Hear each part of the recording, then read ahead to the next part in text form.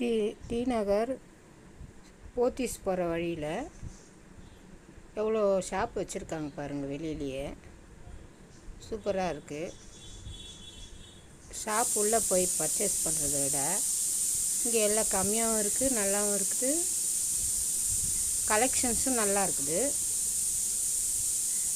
ஷாப்பை விட இதெல்லாம் சூப்பராக இருக்குது பாருங்கள். நான் அப்படியே எடுத்துன்னு வந்து காட்டுறேன் பாருங்கள். அங்கேயே சென்னை சில்க்ஸு ஆப்போசிட்டில் நிறைய கடைங்கள்லாம் இருக்குது. நீங்கள் டி நகர் வந்தீங்கன்னா நீங்கள் ஒரு தடவை இந்த பக்கம் வரும்போது பர்ச்சேஸ் பண்ணி பாருங்கள், பிடிச்சிருக்கும். வெளிக்கடைங்க நிறைய வச்சுருக்காங்க பாருங்கள்.